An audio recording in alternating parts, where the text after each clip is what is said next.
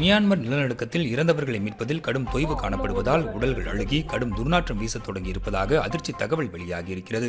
Myanmar நிலநடுக்கத்தில் கடும் பாதிப்பிற்குள்ளாகியிருக்கும் Mandalay நகரத்தில் தற்போது 40 டிகிரிக்கும் அதிகமாக வெப்பம் வீசி வருவதால் இடுபாடுகளில் சிக்கி உயிரிழந்தவர்களின் உடல்கள் அழுகத் தொடங்கி அந்த நகரம் முழுவதும் பிணவாடை வீசத் தொடங்கியிருக்கிறது. நாடு முழுவதும் சாலைகள் கடுமையாக சேதமடைந்திருப்பதால் மீட்புக் குழுவினர் மண்டாலே நகரை அடைவதில் தாமதம் ஏற்பட்டு வருகிறது. இதனால் உயிர் பிழைத்த உள்ளூர் மக்களே கையில் கிடைத்த கடப்பாறை, உளி போன்றவற்றை வைத்து இடிபாடுகளில் சிக்கியவர்களை மீட்கும் பணியில் ஈடுபட்டு வருகின்றனர். தற்போது வரை 2000க்கும் அதிகமானோர் இந்த பூகம்பத்தில் உயிரிழந்திருப்பதாக அரசு தெரிவித்திருந்தாலும் மீட்பு பணி தீவிரப்படுத்தப்பட்டால் பலி எண்ணிக்கை பல்லாயிரத்தை தொடலாம் என அஞ்சப்படுகிறது. இந்நிலையில் நேற்று மீண்டும் மண்டாலே நகரில் ஏற்பட்ட பூகம்பம் அங்கிருக்கும் மக்களை மேலும் பீதிக்குள்ளாக்கியிருக்கிறது. பூகம்பத்தில் வீடுகளை இழந்து தெருக்களில் தங்கியுள்ள மக்கள் உணவு மற்றும் சுத்தமான குடிநீர் கிடைக்காமலும் போராடி வருகின்றனர்.